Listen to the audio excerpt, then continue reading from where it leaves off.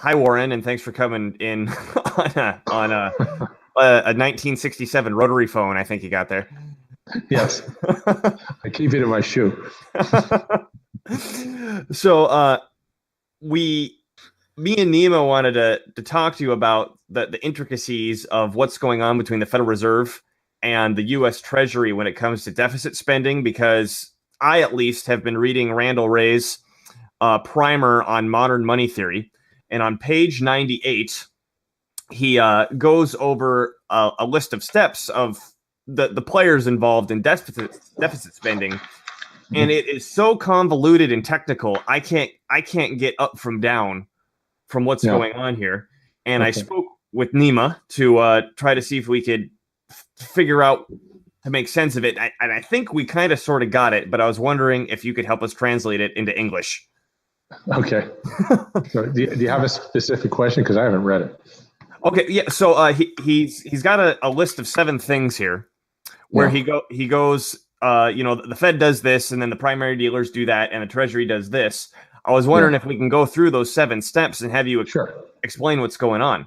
Okay. So this is precedented on if the Treasury doesn't have enough money to do its spending. Right. And the first step that happens is, I think we got this right, is that the Federal Reserve creates reserves and then buys bonds from the primary dealers with a repurchase agreement that they're going to sell those bonds back at some point in the future. And the purpose... Yeah, that's okay, but that's not the first step. What's the first step? The first step is the Treasury sells the bonds to the primary dealer. But that comes later, actually. But I think Randy talks about how the Fed ensures that the banks have liquidity by doing these repurchase agreements. No, they wouldn't. They wouldn't do that until settlement day. So the first thing that happened, the auctions are held before settlement day. Yeah. Okay, what's first step then? Sorry. Well, the first step is the Treasury has to sell the securities. They have an auction, they say, for settlement on the 15th of the month. This might be the 5th or 10th or something.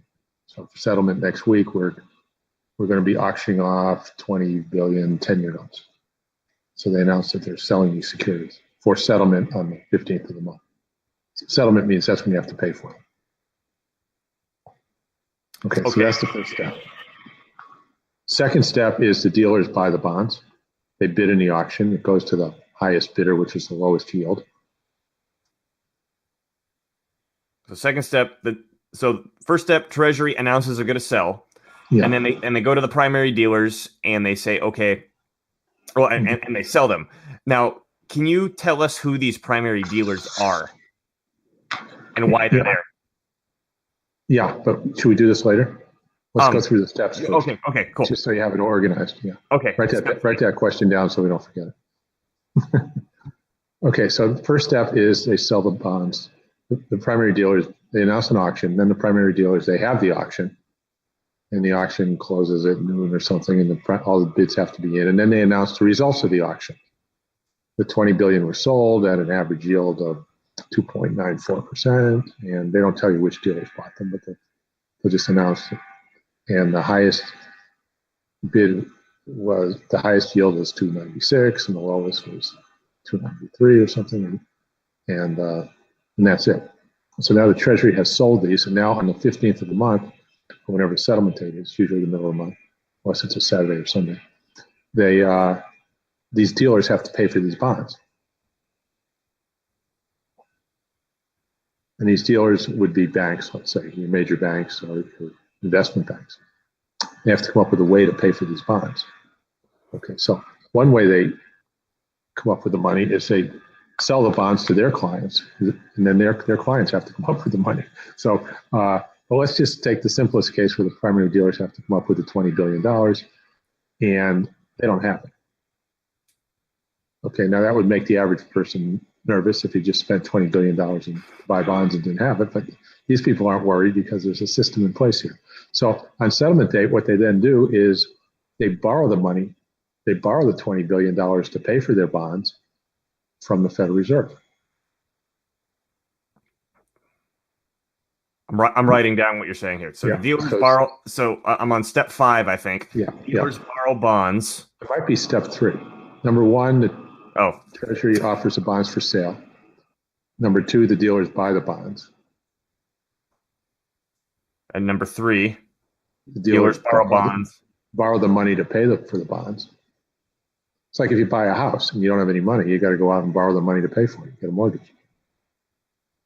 And so the dealers borrow the bonds from the Federal Reserve. Not the bonds. Borrow the money. to pay for Sorry. the bonds.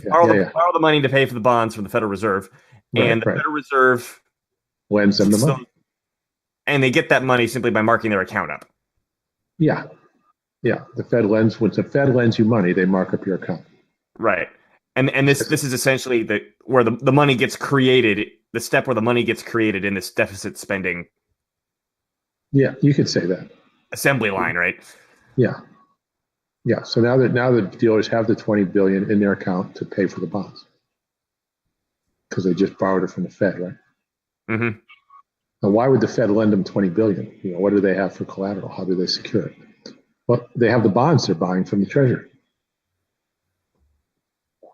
When you buy a house, how do you secure your mortgage? You got the house. Right.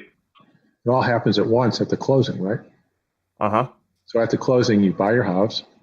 The bank lends you the money. You pay the seller, and the bank gets the mortgage on the house, and everybody walks away happy. The bank has the mortgage, the house has the money, and you've got the house. Okay, so you're buying these bonds. You have be like a real estate closing, but it just all happens at the same time, where the Fed lends you the money, you buy the bonds, and then the Fed hangs on to those bonds, because that's the collateral you're putting up to borrow the money. Okay.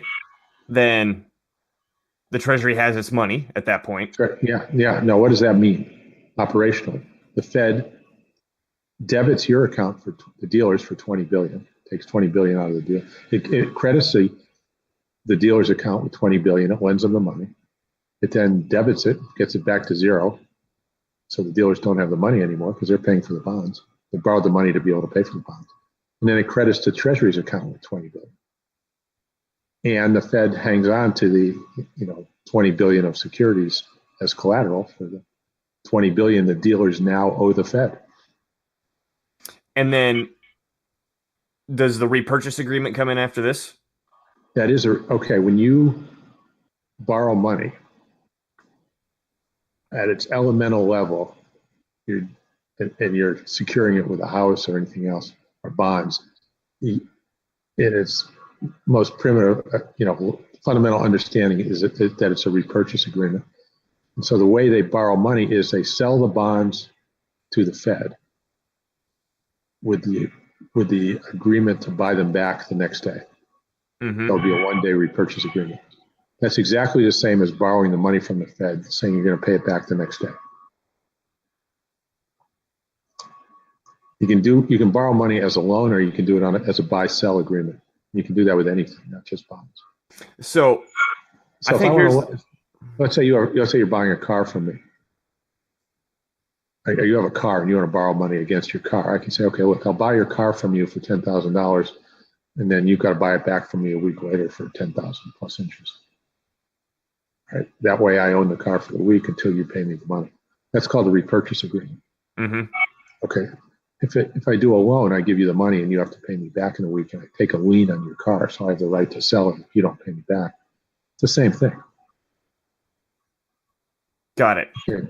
Money goes in with a promise to pay it back, whether it's a lien, like a mortgage, or it's a buy-sell. It's operationally kind of the same thing. To collateralize a loan. Yeah, any collateral is the same thing, whether it's a buy-sell or just as a loan. It's sort of the same thing. So I know it's not exactly the same thing, but functionally it's almost identical. So when here's a part of confusion that I have. Yeah. So the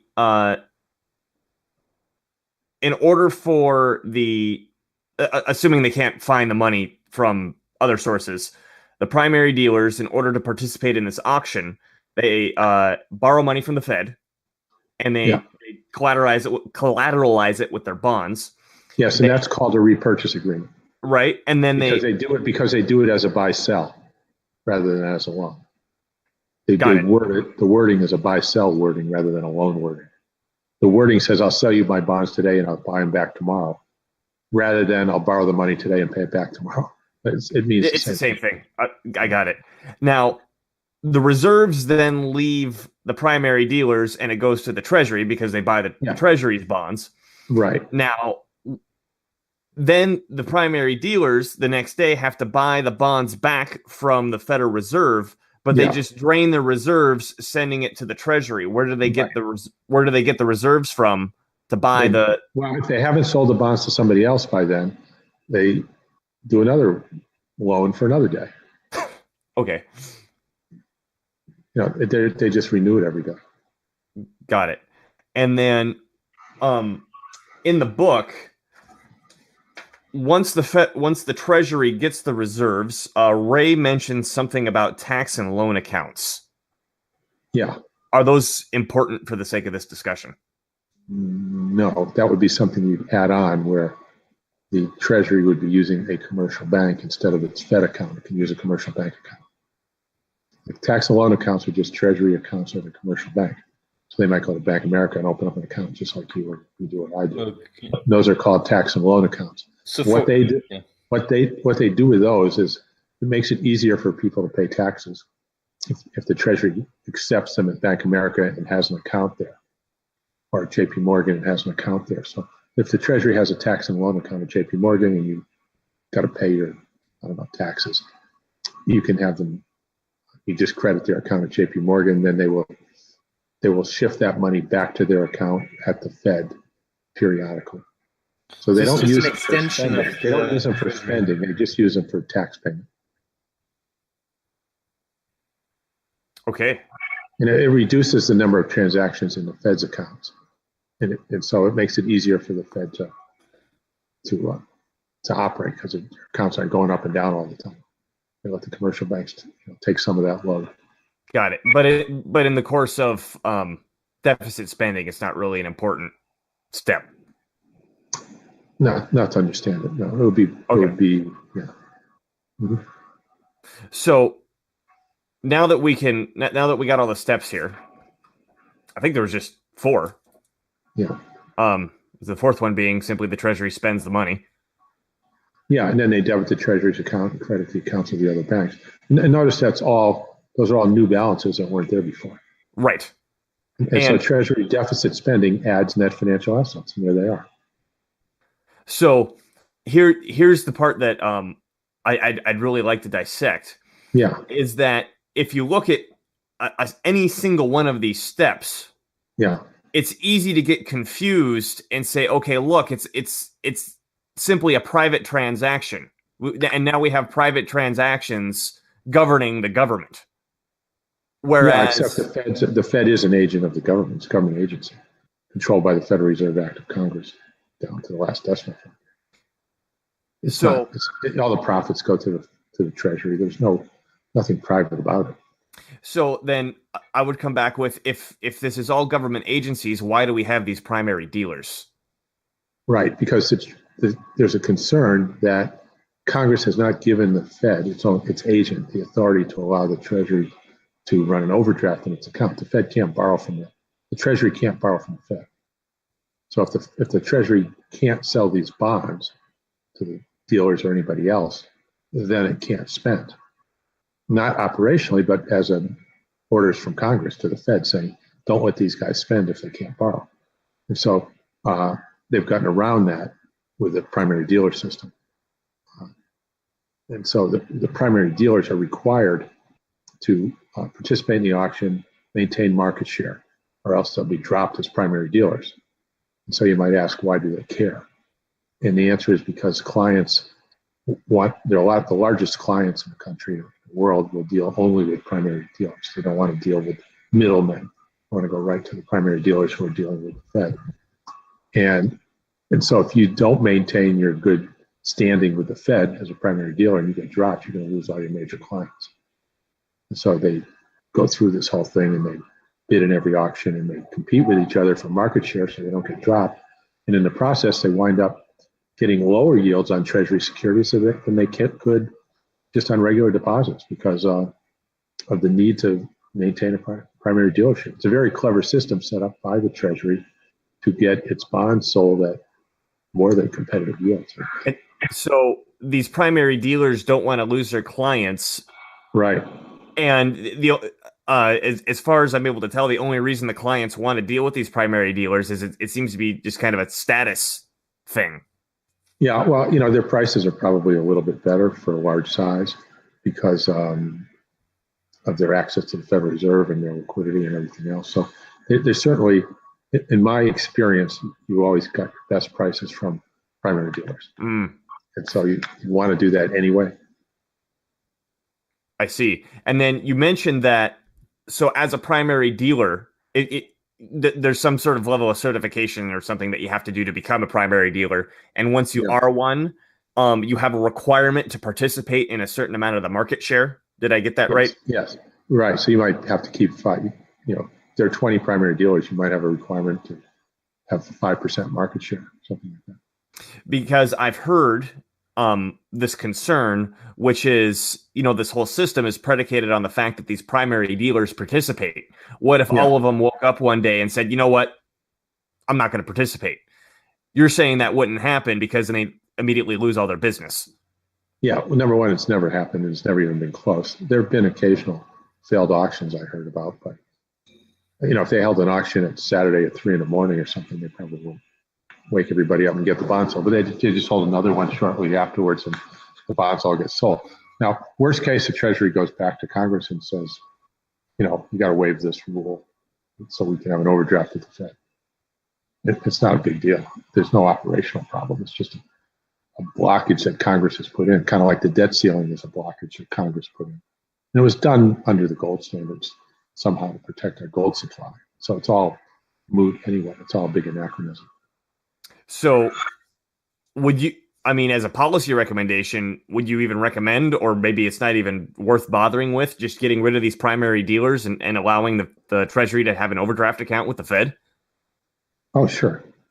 Yeah, I get rid of all Treasury securities, as a policy rule, or for all practical purposes, you do that by limiting the Treasury to 3-month bills, nothing longer than that. So, which is pretty close to cash, and let them all keep selling them the way they want. There's no money made or lost on 3-month bills.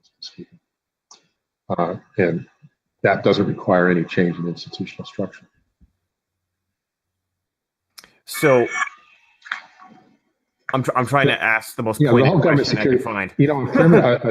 Central banks at emerging market countries don't have Treasury securities. So when the Treasury spends, they just credit an account and they debit the Treasury's account. They run overdrafts, and it's like a sign that they've emerged into become real central banks when they have a full-blown securities market and the whole thing. But it's all a bunch of nonsense. It's just there to promote this cottage industry of bond trading. It has nothing to do with operating the monetary system. It's a banking lobby. Yeah. It's not that the banks themselves don't make money off it. The primary dealers don't make money, but the idea of Treasury securities out there, the secondary trading market is where they make money. So you're promoting this huge secondary trading market, which supports a lot of our income distribution issue. The issues of distribution of income, a lot of it stems from that.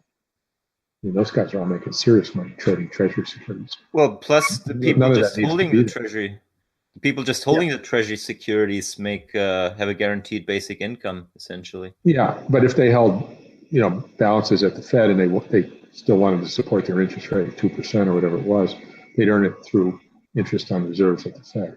It's only if the Fed went to a zero rate policy would you eliminate that, and I propose that as well. Does the Fed still pay interest on the reserves? Yeah, when they raise rates, the way you transmit that rate to the economy is to pay more interest on the reserves. Okay.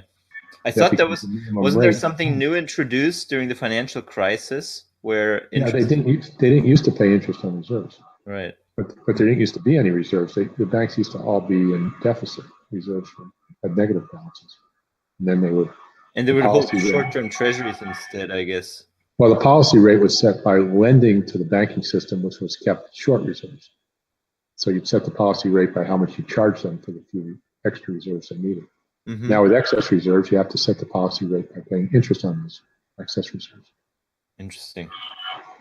So to do a quick recap, because that was so much simpler. The book was making it out. Sorry, Randy, but that was a lot simpler. So essentially, if the government, in quotes, doesn't have enough money to do the deficit spending that excuse me, the treasury doesn't have enough money to do in its Fed account, yeah. And have enough money means to do what Congress told it to do, right? Yeah. So Congress says spend money here. The Treasury goes, oh, we don't have enough money, so we have to start selling these bonds in order to get reserves from the primary dealers. And the primary dealers go, okay, well, we don't have enough money either to do this. So they go to the Fed. The Fed writes them a check, essentially. Yeah. Collateralize some bonds, and then the money moves through the Fed to the primarily dealers to the Treasury, and then the Treasury can get its job done. And it's a completely unnecessary step that may have made sense back in the day when there was a gold standard. Yes. But now it's anachronistic. Yes. And the way that it's set up, there's really no way that, even though it looks like there's a private interference in between these two things, it's set up in a way that it's not like the private entities can get together and go, okay, we're going to screw the government up or make them do what we want, because for whatever reason, the government has it set up in the way that they can't do that. Right. So we can throw away the idea that the government's not in control here, that like there's private bankers running the situation. No, the government's 100% control.